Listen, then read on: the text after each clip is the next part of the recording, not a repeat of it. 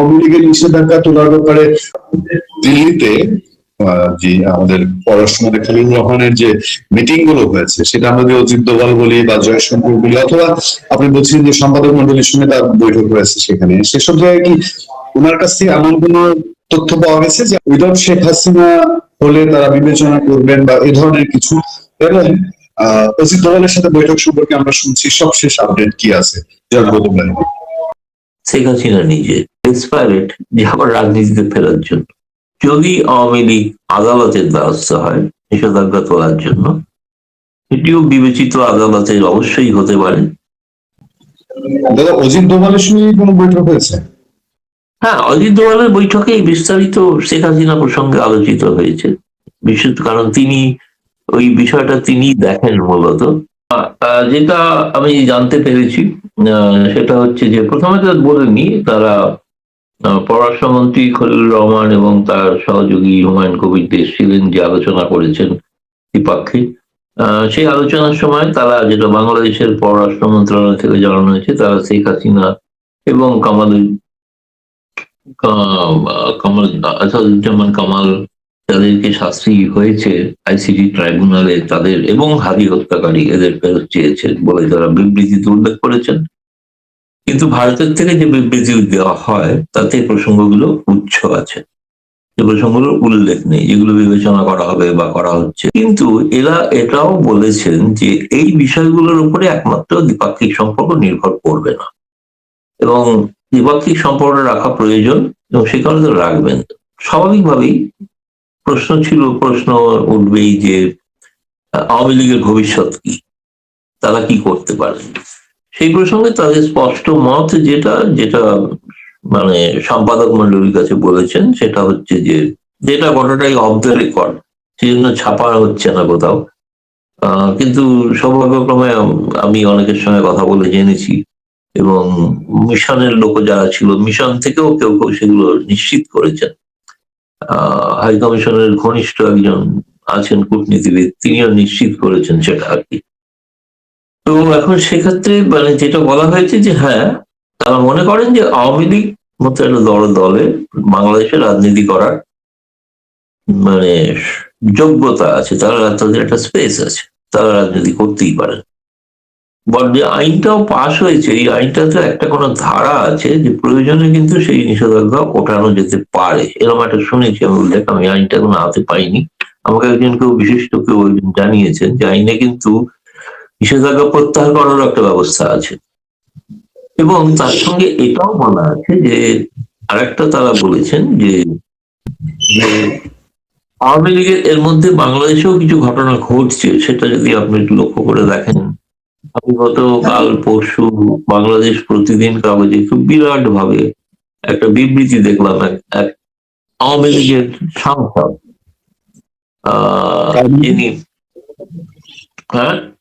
যিনি জামালপুরের সাংসদ ছিলেন, জামালপুরের সাংসদ নূর মোহাম্মদ।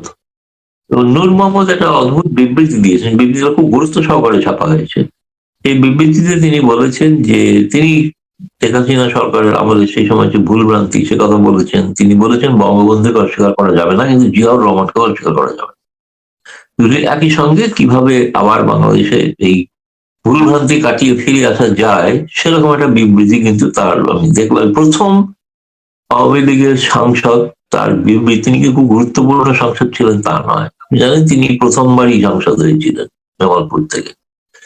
ফলে আওয়ামী লীগের ওখানে যারা আছেন তাদের শীর্ষস্থানীয় অনেকেও তারা খুব, আমি বলবো ডেসপারেট যে আবার রাজনীতিতে ফেরার জন্য তারা উপায় খুঁজছেন। সেটা একটা হয়তো ভাবনা চিন্তা আছে, কিন্তু এই গোটা বিষয়টা আমি যেটা মনে করি সিদ্ধান্ত নেবেন শেখ হাসিনা নিজে, এবং তার যে ওয়ার্কিং কার্যকরী কমিটি আছে তারা বসে সিদ্ধান্ত নেবেন। বাইরে থেকে কোনো দল কোনো নেতৃত্ব পরিবর্তনের দাবি করবেন আর সেটা মেনে নেওয়া হবে, তাহলে ভবিষ্যতে তো আওয়ামী লীগের নেতৃবৃন্দ যদি বৈঠক করে সিদ্ধান্ত নেন যে তারেক রহমানের পরিবর্তে ফজলুর রহমান বা অন্য কাউকে আনা হোক, সেটা কি তাদের পক্ষে মানা তো সম্ভব নয়।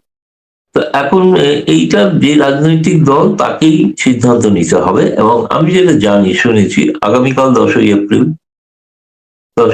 প্রথম স্বাধীন বাংলাদেশ সরকারের প্রতিষ্ঠা দিবস মুজিবনগরে, সেখানকার বিষয়ে আগামীকাল হয়তো শেখ হাসিনা কোনো একটি ভাষণ দিতে পারেন আওয়ামী লীগ ফেসবুক পেজের মাধ্যমে।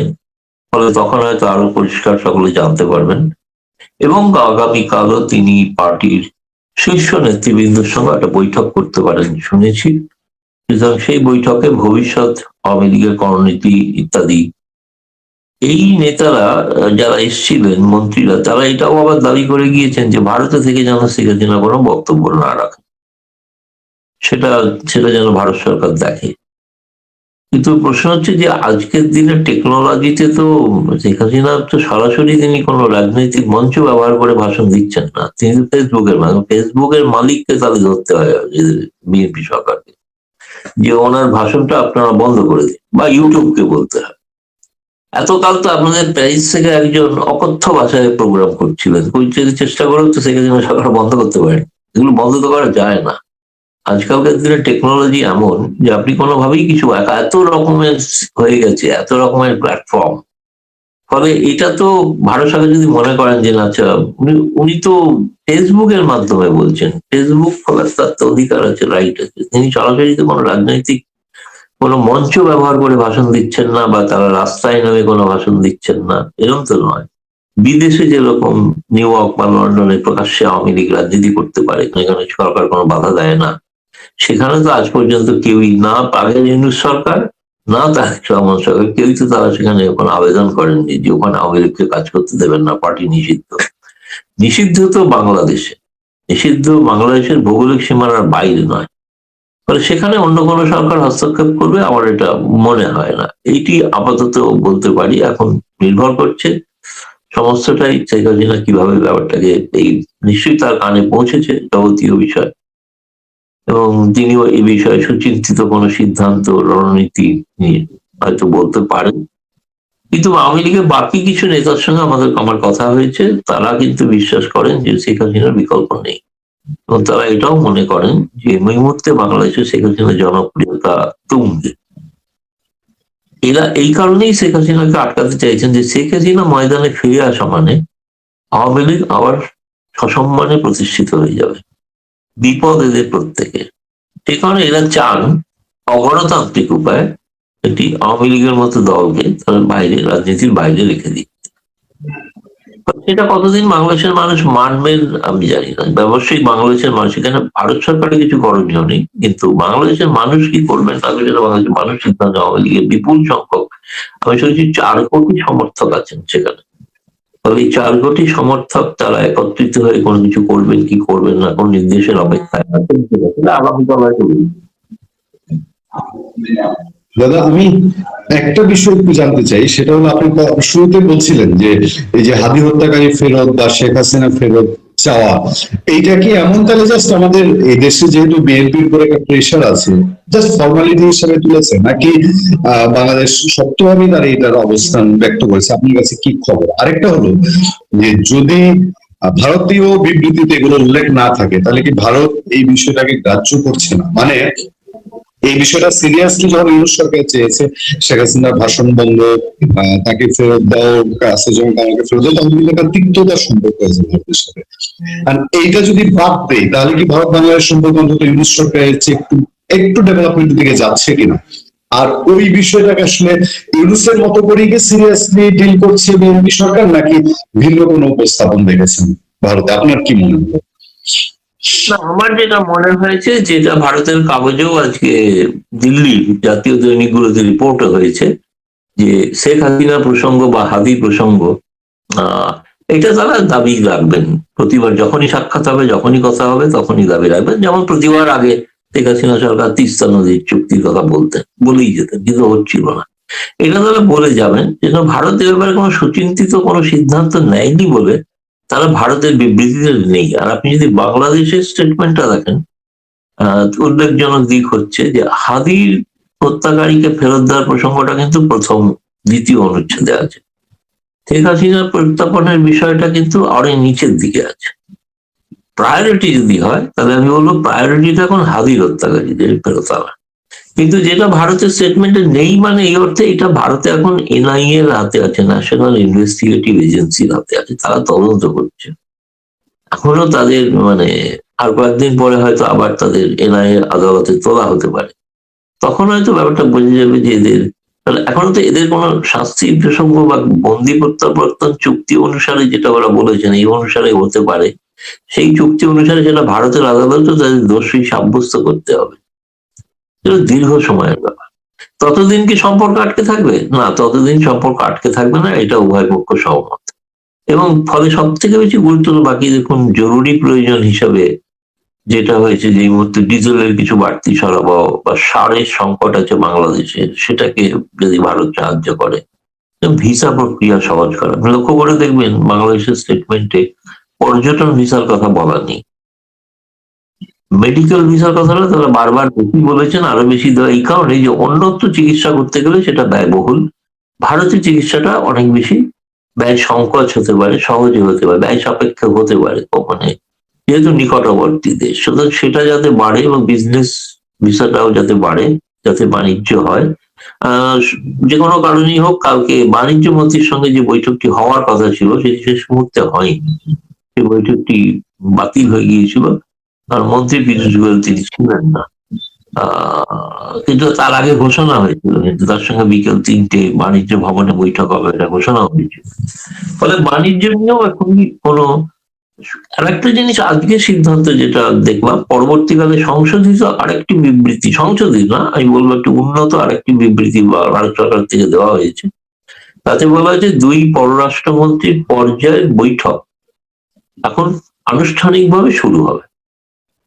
এখন যে বৈঠকটা হয়ে গেল এটা ঠিক আনুষ্ঠানিক দ্বিপাক্ষিক বৈঠক নয়, এটাকে বাংলাদেশ তো বলেছে শুভেচ্ছা সফর, আর ভারত বলেছে এটা যদিও সরকারি সফর, কিন্তু এটা এখনো পর্যন্ত এটা স্টেট ভিজিট নয়। ফলে ভবিষ্যতে যখন এই বৈঠক হবে তখন জয়শঙ্করের আমন্ত্রণে তিনি আসবেন অথবা তার আমন্ত্রণে জয়শঙ্কর যাবেন, যেটা পররাষ্ট্রমন্ত্রী পর্যায়ের যে পরামর্শদাতা কমিটি আছে, কনসালটেটিভ কমিটি, এই কমিটির বৈঠকে যাবতীয় বিষয়গুলোর আলোচনা হয়ে থাকে, কারণ সেখানে সমস্ত মন্ত্রণালয়ের প্রতিনিধিরা থাকেন। সেই আলোচনাটা হবে খুবই শিগগিরই, এরকম একটা ইঙ্গিত আছে। ফলে আমি বলছি সম্পর্কটা ওই হাসিনা হাদির কারণে পিছিয়ে থাকছে না, অন্তরায় হচ্ছে না, ওটা যেমন আছে আছে তার জায়গায় আছে, সে দাবিটা থাকবে, কিন্তু তার সঙ্গে বাকি কাজটা এগিয়ে নিয়ে যাওয়াটা প্রয়োজন আছে, জরুরি প্রয়োজন আছে। দাদা, অজিত দোভালের সঙ্গে কোনো বৈঠক হয়েছে? হ্যাঁ, অজিত দোভালের বৈঠকে বিস্তারিত শেখ হাসিনা প্রসঙ্গে আলোচিত হয়েছে, বিশেষ কারণ তিনি ওই বিষয়টা তিনি দেখেন মূলত। এবং আরেকটা কথা বলি এই প্রসঙ্গে, যে খুব যে তারা যে খুব স্বেচ্ছায় ওই শেখ হাসিনা প্রসঙ্গে বা আওয়ামী লীগ প্রসঙ্গে তাদের মতামতটা দিয়েছেন তা তো নয়, কারণ আমি যেটা শুনেছি যে বেশ কিছু সম্পাদকরা বারেবার যখন শেখ হাসিনা এবং আওয়ামী লীগ প্রসঙ্গ জানতে চাইছেন, কিছু কিঞ্চিত তিনি তারা একটু বিরক্ত বোধ করেছিলেন যে বারবার এই প্রশ্নটা ছাড়া অন্য কোনো প্রশ্ন করা যায় না, দ্বিপাক্ষিক সম্পর্কের অন্য বিষয়গুলো, অর্থাৎ এই বিষয়টাকে নিয়ে তাদের প্রশ্ন করলে উত্তর দিতেই হবে, প্রশ্ন করলে উত্তর দিতেই হবে। ফলে সেই প্রশ্ন করাতে উত্তর দিয়েছেন, কিন্তু তারা এটাও বলছে যে এটার বিষয় নয়, এটা ছাড়া অন্য বিষয় আর দ্বিপাক্ষিক সম্পর্ক আর কিভাবে উন্নত হতে পারে এগুলো আর কি। তবে আমি যেটা আপনি যেটা বললেন যে এটা ইউনিট সরকারের সময় থেকে কিঞ্চিত পার্থক্য আছে। জি দাদা, অনেক ধন্যবাদ, থ্যাংক ইউ ভেরি মাচ। আমরা অল্প সময়ে পুরোপুরি জানলাম এই সফর সম্পর্কে। ভালো থাকবেন।